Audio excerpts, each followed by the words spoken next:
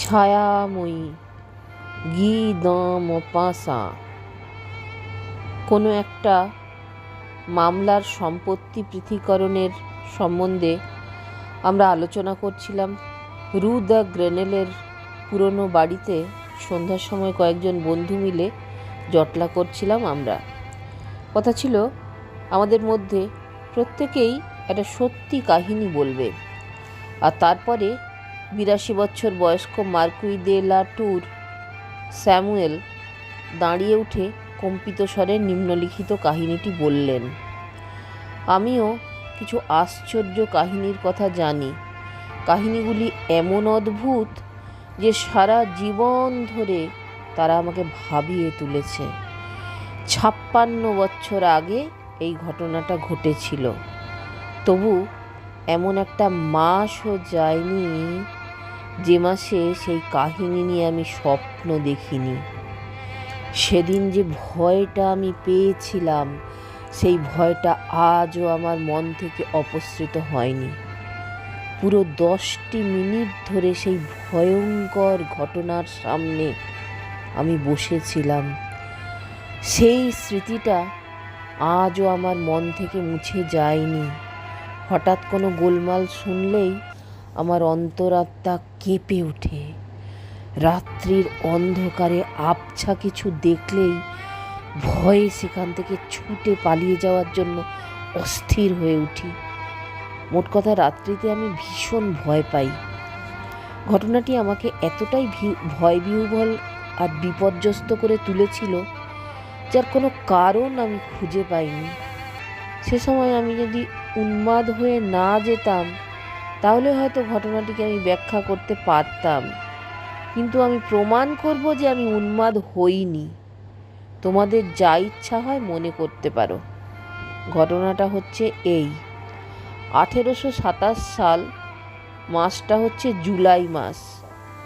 তখন আমি রাওয়েনে চাকরি করছি। একদিন সমুদ্রের ধারে বেড়াতে গেলাম। এমন সময় একটি ভদ্রলোকের সঙ্গে আমার দেখা হয়ে গেল।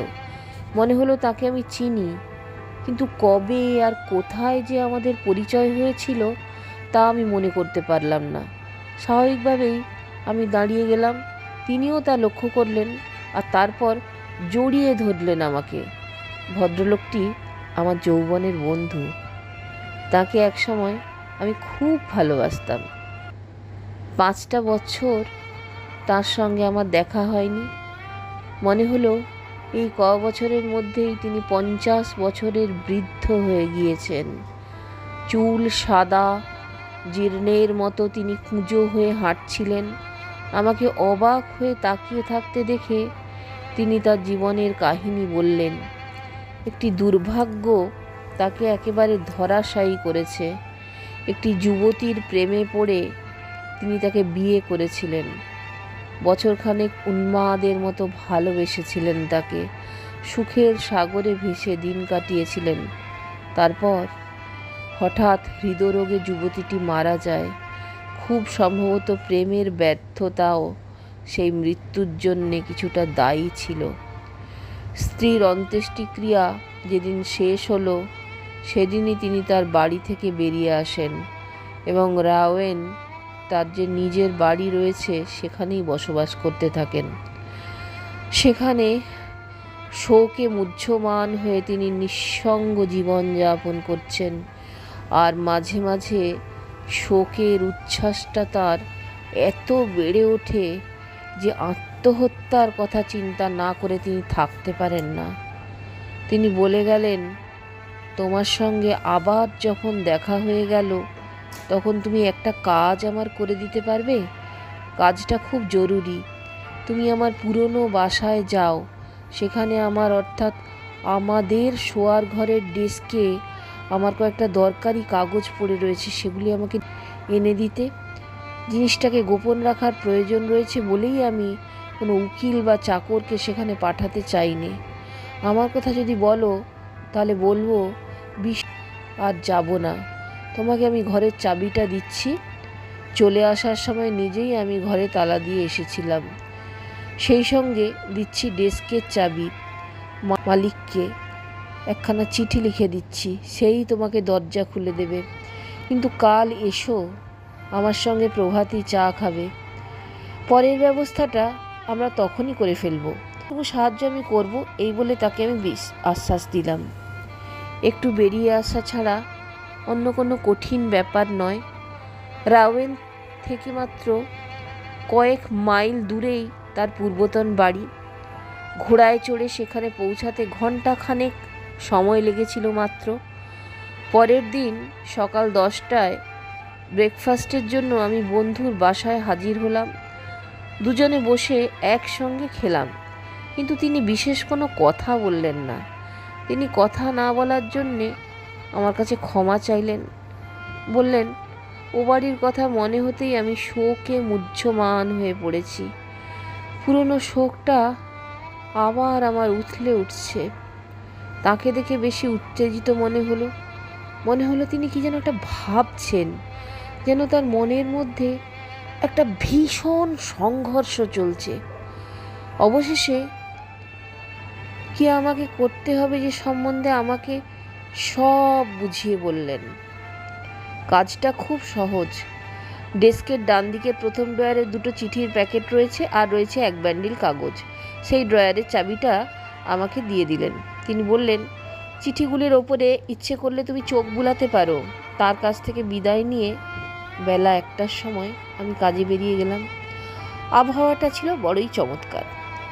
ভরত পাখির গান শুনতে শুনতে বুটের ওপর তরোয়ালের ঝংকার তুলে মাঠের ওপর দিয়ে মহা আনন্দে ঘোড়ার পিঠে চড়ে এগোতে লাগলাম। তারপরে আমি বনের মধ্যে ঢুকলাম, ঘোড়াটাকে হাঁটিয়ে দিয়ে গেলাম। তার পল্লী নিবাসে পৌঁছেই মালির জন্য যে চিঠিটি পকেটে ছিল সেটিকে আমি বার করলাম। অবাক হয়ে দেখলাম সেটার মুখ গালা দিয়ে জোড়া, শুধু চটিই নেই। বিরক্ত হয়ে আমি ভেবেছিলাম ফিরে আসি, কিন্তু তারপরেই মনে হলো এইভাবে ফিরে গেলে নিজের ভাবাবেগকেই প্রাধান্য দেওয়া হবে। আমার বন্ধুটি তার বর্তমান মানসিক বিপর্যয়ের জন্যই হয়তো অন্যমনস্কভাবে চিঠিটা এঁটে দিয়েছে, আর আমি সেটা লক্ষ্য করিনি। দেখে মনে হলো প্রায় বছর 20 বাড়িটা পরিত্যক্ত হয়ে রয়েছে, গেট খোলা। এতটা ভাঙা যে অবস্থা, ওটা যে কেমন করে দাঁড়িয়ে রয়েছে সেটা ভেবেই আশ্চর্য হয়ে গেলাম। ভেতরে ঢোকার রাস্তাটা বড় বড় ঘাসে বোঝাই হয়ে গিয়েছে। ফুল গাছগুলিকে উঠোনের ঘাসে আর চেনা যায় না।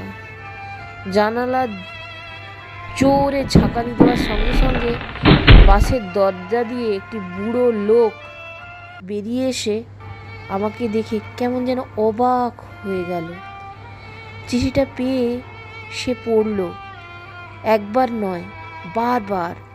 তারপরে সেটি পকেটে ঢুকিয়ে আমাকে জিজ্ঞাসা করলো, কি চাই আপনার? আমি ছোট করে বললাম, তোমার তা জানা উচিত, কারণ মনিবের নির্দেশে তুমি পড়েছ আমি ঘরে ঢুকতে চাই। কেমন যেন বিভ্রান্ত হয়ে গেল লোকটি। মানে আপনি মেয়েটির ঘরে ঢুকবেন? ধৈর্যচ্যুতি ঘটার জোগাড় হলো আমার। এই শোনো, তুমি কি আমাকে পরীক্ষা করতে চাও? বিভ্রান্ত হয়ে সে আমতা আমতা করে বলল, না না না না, তা নয় স্যার। সেই থেকে তার মৃত্যুর পর থেকে ও ঘরটা আর খোলা হয়নি তো। আপনি যদি একটু অপেক্ষা করেন আমি দেখে আসি। আমি চটে উঠে থামিয়ে দিয়ে তাকে বললাম, কি বলতে চাইছো তুমি? চাবি আমার কাছে, তুমি ঘরে ঢুকবে কি করে? তাহলে স্যার আসুন। এছাড়া আর কিছুই বলার ছিল না তার। বললাম, আমাকে সিঁড়িটা দেখিয়ে দিয়ে তুমি চলে যাও, আমি নিজেই ঘরে ঢোকার ব্যবস্থা করে নেব। কিন্তু স্যার মানে বাস্তবিক এবারে আমি সত্যি সত্যি চটে উঠলাম। বললাম, এই এখন তুমি চুপ করো, বকবক করলে মজাটা বুঝতে পারবে। এই বলে তাকে ঠেলে সরিয়ে দিয়ে আমি ঘরের মধ্যে ঢুকে গেলাম। প্রথমে আমি রান্নাঘরে ঢুকে গেলাম, তারপর ঢুকলাম 2টি ঘরে। একটি ঘরে থাকতো তার চাকর আর একটি ঘরে তার স্ত্রী। তারপর পড়লো একটি বড় হলঘর, সেখান থেকে উঠলাম সিঁড়িতে। তারপর বন্ধুর নির্দেশিত ঘরের দরজাটাকে চিনতে পারলাম। দরজাটা সহজেই খুলে ফেললাম। তারপর ভেতরে ঢুকলাম। ঘরটা এত অন্ধকার ছিল যে প্রথমে আমি কিছুই দেখতে পাইনি। আমি একটু চুপ করে দাঁড়িয়ে গেলাম। অনেক দিন ধরে ঘর বন্ধ থাকলে, বিশেষ করে যে ঘরের মধ্যে কেউ মারা গিয়েছে, সেই রকম ঘরের মধ্যে গিয়ে দাঁড়ালে যেরকম একটা পচা ভ্যাপসা গন্ধ বেরোয়, ঠিক ওই ঘরটার ভেতর থেকে সেরকম একটা শ্বাসরোধকারী দুর্গন্ধ ছাড়ছিল। আর তারপর ধীরে ধীরে অন্ধকারে আমার চোখ দুটি থিতিয়ে এলো। সেই বিরাট অগোছালো শোয়ার ঘরটি আমি বেশ ভালো করে দেখতে পেলাম। দেখলাম বিছানার ওপর কোনো চাদর পাতা নেই, কিন্তু এখনো একটা মাদুর পাতা রয়েছে, আর রয়েছে বালিশ। তার একটির ওপরে বেশ গভীর একটা দাগ পড়েছে। দেখলেই মনে হবে কিছুক্ষণ আগেই কেউ যেন কনুইয়ের ওপর তার মাথাটা রেখে বিশ্রাম করেছিল। চেয়ারগুলি এদিক ওদিক ছড়ানো।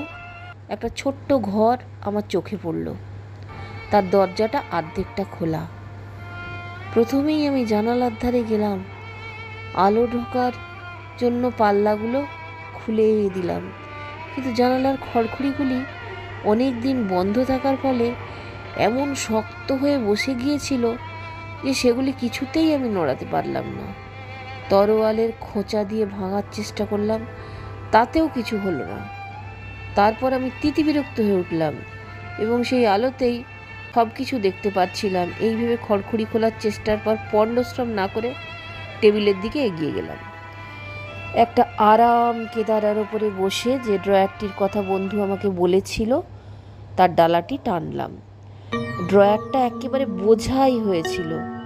আমার দরকার মাত্র 3টি কাগজের প্যাকেটের। সেইগুলি হাতড়াতে লাগলাম। প্যাকেটগুলির ওপরের লেখাগুলির পড়ার জন্য আমি যখন চোখ চিরে চিরে দেখছি, হঠাৎ এমন সময় আমার মনে হলো আমার পেছনে একটা যেন খসখস শব্দ হচ্ছে। বাইরের হাওয়ার ভেতরে কোনো কাগজপত্র পড়ছে। এই ভেবে প্রথমে ব্যাপারটাকে আমি কিছুমাত্র গ্রাহ্যের মধ্যে আনিনি, কিন্তু 2-1 মিনিটের মধ্যেই আর একটা খসখসানি হলো। এবারে খুব কাছে আর প্রায় অস্পষ্ট সে শব্দ। আমার চামড়ার ভেতর দিয়ে একটা অস্বস্তিকর কনকনে শিহরণ বয়ে গেল। ব্যাপারটাকে গ্রাহ্যের মধ্যে আনা মূর্খতা হবে ভেবে একবারও ঘাড় ফিরিয়ে দেখলাম না আমি। তখন আমি দ্বিতীয় প্যাকেটটা পেয়েছি এবং তৃতীয় প্যাকেটটা তুলে নেওয়ার জন্য হাত দিয়েছি। এমন সময় ঠিক আমার কাঁধের ওপর বসে রইলাম। অবশেষে জ্ঞান ফিরল যখন কাঁধের ওপরে, তখন তৃতীয় প্যাকেটটা তুলে নেওয়ার জন্য হাত দিয়েছি। এমন সময় ঠিক আমার কাঁধের ওপরে একটি দীর্ঘ আর করুণ যন্ত্রণাদায়ক নিঃশ্বাস এসে পড়ল। হঠাৎ পাগলের মতো এক ঝটকায় পেছনে ঘুরেই লাফ দিলাম। আমি কয়েক ফুট দূরে গিয়ে দাঁড়ালাম। লাফ দিয়েই তরোয়ালের মাথাটা মুঠোর মধ্যে ধরে আমি দাঁড়ালাম ঘুরে। সত্যি কথা বলতে কি, অশরীরীটি আমার ঠিক পাশেই দাঁড়িয়ে রয়েছে। এটা অনুভব করতে না পারলে কাপুরুষের মতো আমি চোঁ চোঁ দৌড় দিতাম। কি দেখলাম, একটি মহিলা, দীর্ঘাঙ্গিনী, সাদা ধবধব করছে তার পোশাক। যে চেয়ারের ওপরে এক মুহূর্ত আগে আমি বসেছিলাম, সেই চেয়ারের পেছন থেকে আমার দিকে তাকিয়ে রয়েছে। আমার সারা শরীরের ভেতর এমন একটা কাঁপুনি ধরলো যে আর একটু হলেই আমি মেঝের ওপর পড়ে যেতাম। সেই ভয়ানক আতঙ্ক যে কোনোদিন অনুভব করেনি তাকে আমার অবস্থাটা ঠিক বোঝানো যাবে না। অথচ সেই আতঙ্কের পেছনে কোনো যুক্তি আমি খুঁজে পাইনি। এই অবস্থায় কোনো কিছু চিন্তা করার মতো মানসিক অবস্থা মানুষের থাকে না। হৃদয় স্পন্দন থেমে যাওয়ার উপক্রম করে, সারা শরীরটা স্পঞ্জের মতো শিথিল হয়ে যায়। মনে হয় প্রাণটুকু এবারে বুঝি বেরিয়ে যাবে। ভূতে টুতে আমি বিশ্বাস করি নে, তবু সেদিন ভূতের ভয়ে আমি আঁতকে উঠেছিলাম। সেদিন সেই অশরীরী আত্মাটিকে চোখের সামনে দাঁড়িয়ে থাকতে দেখে আমি যে ভয় পেয়েছিলাম, ওরকম ভয় জীবনে আর কোনো দিন আমি পাইনি। সে যদি কথা না বলতো তাহলে হয়তো আমি মারাই যেতাম, কিন্তু সে কথা বলল, এমন মিষ্টি সুরে বলল যে আমার হৃদয়ের সমস্ত তন্ত্রীগুলি ঝংকৃত হয়ে উঠল। কথা আমি বলতে পারবো না যে নিজেকে সামলিয়ে নিতে পেরেছিলাম আমি, সূক্ষ্মভাবে চিন্তা করার শক্তিও যে ফিরে পেয়েছিলাম সে কথাও বলবো না আমি।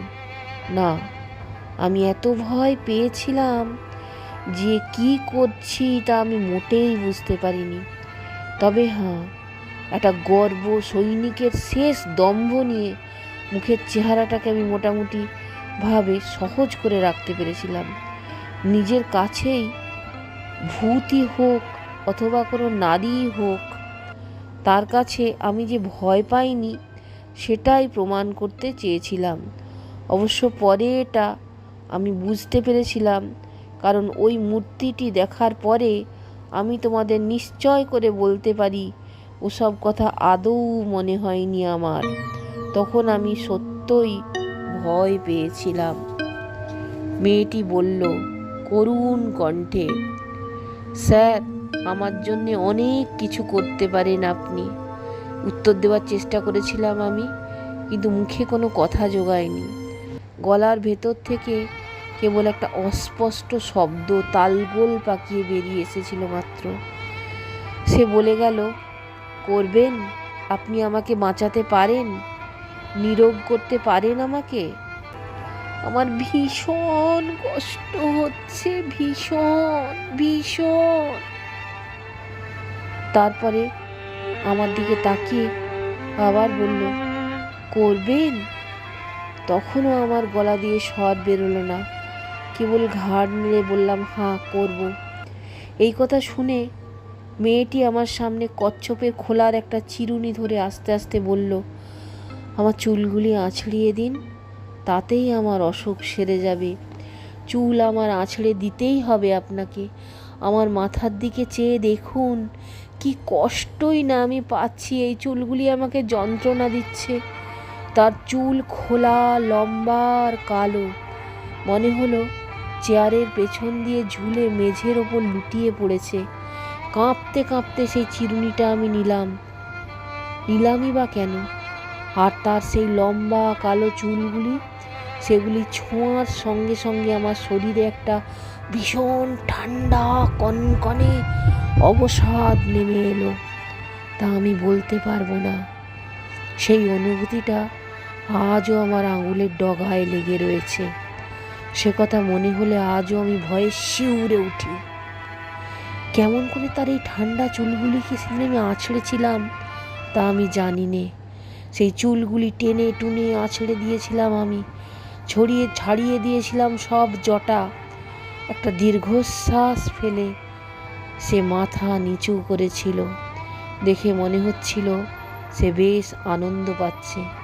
হঠাৎ সে বলে উঠল, ধন্যবাদ। তারপর আমার হাত থেকে চিরুনিটা ছিনিয়ে নিয়ে সে পাশের ঘরে পালিয়ে গেল।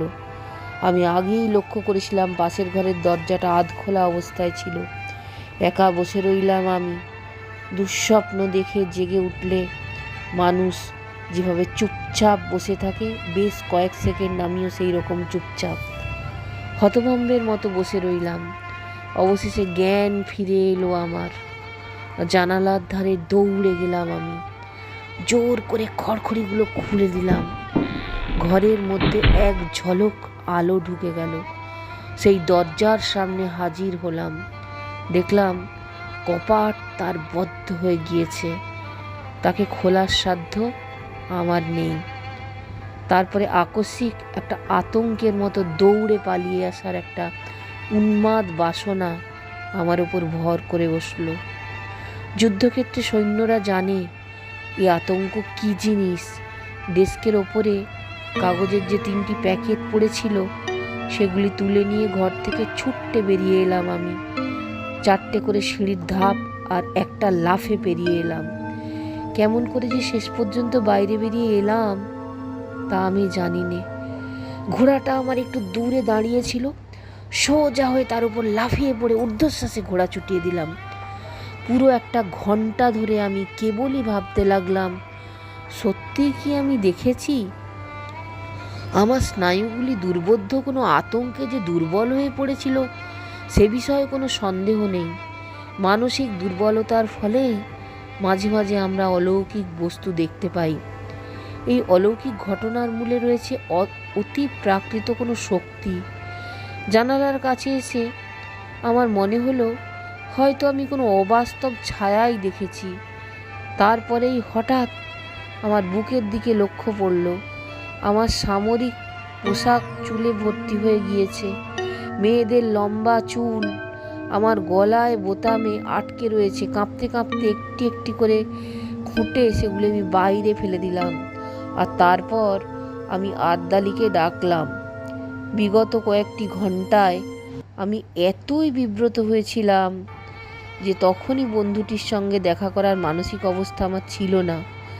তাকে আমার কি বলা উচিত সে বিষয়েই কিন্তু চিন্তা করার ছিল আমার।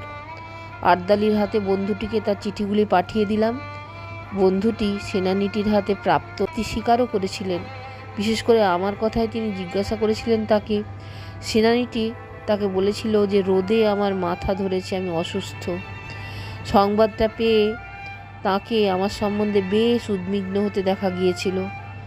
পরের দিন প্রভাতে সত্য কথাটা বলার অভিপ্রায় নিয়ে আমি তার বাসায় গেলাম। শুনলাম আগের দিন সন্ধ্যাবেলাতেই তিনি বেরিয়ে গিয়েছেন, তখনও ফেরেননি। সেদিন আবার গেলাম, তখনও তিনি ফেরেননি। 1 সপ্তাহ আমি অপেক্ষা করলাম, তখনও তিনি নিরুদ্দেশ। ব্যাপারটা আমি কর্তৃপক্ষদেরকে জানালাম। অনুসন্ধান করার জন্য দল বেরোলো, কিন্তু তার কোনো চিহ্ন পাওয়া গেল না। বা কিভাবে যে তিনি নিরুদ্দেশ হয়ে গেলেন সে বিষয়েও কেউ কিছু জানতে পারল না। বন্ধুর পরিত্যক্ত সেই গ্রাম্য বাড়িটিকে পুঙ্খানুপুঙ্খরূপে অনুসন্ধান করা হলো। সন্দেহজনক কোনো কিছুই চোখে পড়ল না। সেখানে যে কোনো মহিলাকে আটকে রাখা হয়েছে তারও কোনো নিদর্শন পাওয়া গেল না। অনুসন্ধানে কিছু পাওয়া গেল না দেখে অনুসন্ধান বন্ধ করে দেওয়া হলো।